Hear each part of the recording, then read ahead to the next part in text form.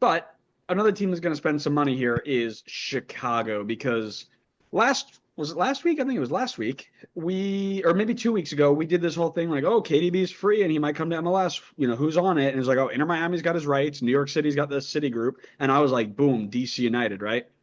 Well, out comes the Athletic article. It says those three teams, they're in the mix. But you know who else is in the mix?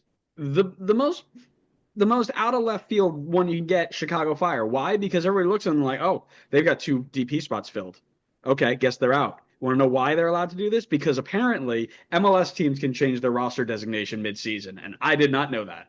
So Chicago can go to the 3DP model because why not?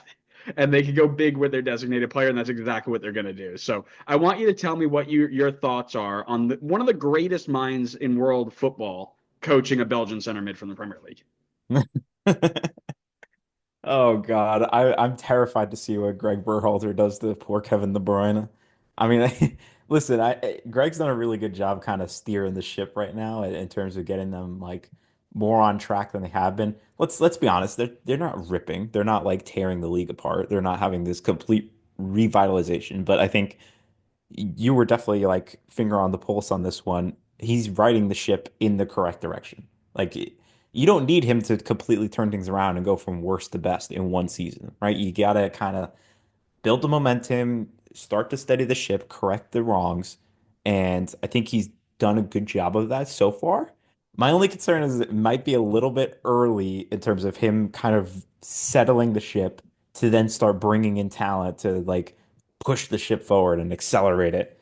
I obviously like bringing in Kevin De Bruyne is not going to hurt any ship, right? Like he's one of, if not the most talented midfielder in Premier League history. Like he is unbelievable. He was unbelievably good. I think he still has tons of talent to give.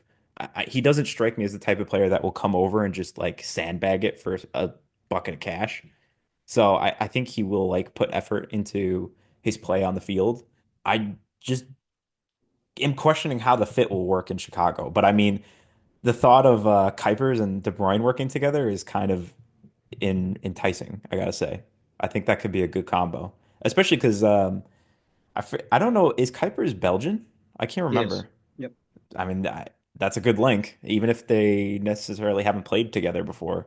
I think that's a good opportunity for them. You mentioned it with Benteke. Didn't think Kuipers though. So now you're just pulling all of my points and being like, yes, remember when you said it? Now I say it. I see. Listen, here's what I'm gonna say. And I don't know how much, like, I don't know if I need to get it tattooed on my forehead. I need Greg Berhalter coaching Kevin De Bruyne in my life more than I need oxygen in my lungs. Like, I don't know how much I need to Whoa. emphasize this. I need this so badly. Why do you need this so bad? I don't Because understand. all right, first off, imagine he does well with him, right? All of USMNT Twitter blows up. Oh my God, look at what Kevin De Bruyne can do to Greg Berhalter. Oh, blah, blah, blah. Like, I just like that would be awesome. But also, like, it's Greg Berhalter. Like, this dude took a golden generation of the United men's national team and run him into the ground, watch him kill. Like, I just need it because social media is going to explode over it, right? But I agree with you. I think the question is in fit, right? Do you think he has the legs to be a true box to box number eight? Are you gonna swap shape to get him in to play him with more players around him? What happens to Brian Gutierrez, right? If you're gonna keep him as the 10, what happens to Goody, right? All of these questions are gonna be really important for Greg to answer if he does indeed be the one that takes over Kevin De Bruyne's future roles and responsibilities and such. But man, can you just imagine a front four of Jonathan Bamba, who at one point was like the next killer? Didn't he play for Chelsea at one point? No, Bamba, or was he on? He no. was probably on their radar. He was probably linked to them with like 90 other players. Who Um, hasn't been? yeah, exactly. Zinkernagel on the other side, Kuipers up top, and KDB pulling the strings. Like Chicago would be legit.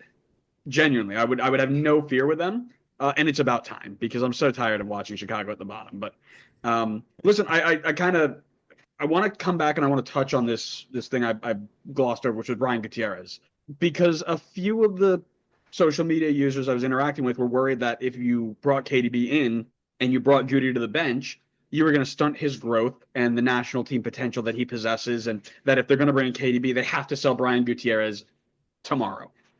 Your thoughts? I think it would be a little bit difficult to make both of them work unless you're going to commit to, like you said, KDB's got to be a box to box, and he's going to put in a little bit of work on the defensive end. Either that, or you got to, or Gutierrez has to kind of like change his game up a little bit. But I think there's a world where you can make both of them work. One of them just has to be willing to kind of put in a little bit more on the defensive end because you can't play the attacking trio that you talked about before, plus KDB and Gutierrez, and have both of those guys not play defense.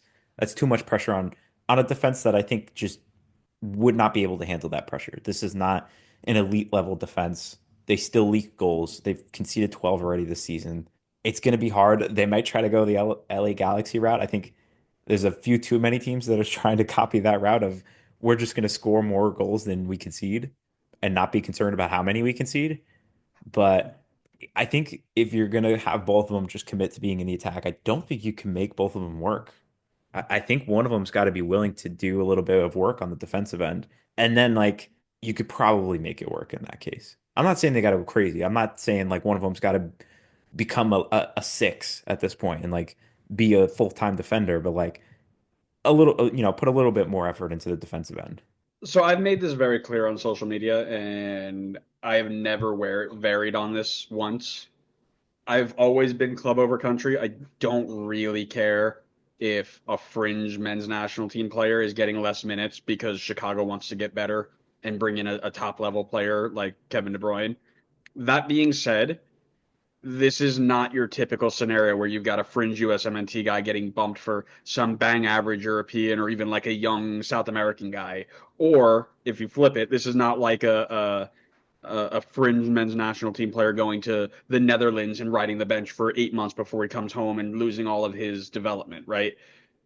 You are getting at least a full season, if not multiple seasons, to learn the tricks of the trade in your position behind one of the greatest players in our generation to do it. You have that opportunity, you take it, right? This is not like you're going in, you're like, oh, yeah, we're bringing in 21-year-old Brazilian guy that nobody's ever heard of, and now Gutierrez is getting bumped to the bench. This is Kevin De Bruyne we're talking about. I also don't think you're going to see him, if that does happen, where he bumps him down or out of that starting number 10 role. I don't think that you're going to see him rot away on the bench because either he's flexible enough to play multiple roles where he's going to get some rotation in at wide areas or even deeper in the midfield, or he's going to come in first name off the bench at halftime or 60th minute and be an attacking sub from that role, right? I think Goody will be just fine. I don't think it's going to affect his men's national team potential. People who are screaming that he needs to go to Europe tomorrow, no. And also, I don't really care, right? If you have Kevin De Bruyne and then off the bench you bring Brian Gutierrez on, yeah, you take that all day. And then if Gutierrez says no, I want to start, sell me, then you sell him. But if they're both okay with that, you roll with it. Yeah, no, I think you make a good point in terms of him being flexible because I I do love think that he can. phrase. Nah, I regret saying it. Um, I think he can play on the wing or he could play central. And I feel like if I am in charge at Chicago, Which you should be, by the the way. which I should be, yeah, I Yep. agree. I feel like the way I would try to swing it to Goody is, and I say Goody because we're also Your buddies, boys. we're Yep, your bros. boys. Yeah, Yep. Mm-hmm. you can like you are our first guy up, basically. Like if we're making any substitution in the attack, you're the first guy up. Like you're gonna get plenty of playing time. If we do any rotation, you're the first guy up. You come in like any of these guys get rotated out in this attacking four, you're the first guy in. And I would say if any of these guys go down with an injury, you are the first guy up. Basically just saying like there are still so many opportunities here. And you could sprinkle it in with what you mentioned before, a golden opportunity to learn from one of the best to ever play the game. The only thing I'll caveat on that part is I feel like people are very quick to kind of like throw that in there of like, oh, you're playing on the same team as somebody who was really great, like you're going to learn a ton. I feel like that's a little overblown, depending on if the player is willing to actually like coach people or not. Because I feel like there are players that come over and they're like, I've heard maybe in other sports, like people do that quote. Like I've seen quotes from players where they're like, I'm coming here to play, I'm not coming here to coach. Like I'm not here to teach the third string quarterback how to throw the ball better. Like I'm here to compete and be the number one. And That's called maybe Aaron that's Rodgers. yeah, yeah, exactly. I think it was him. That's probably who I'm thinking of.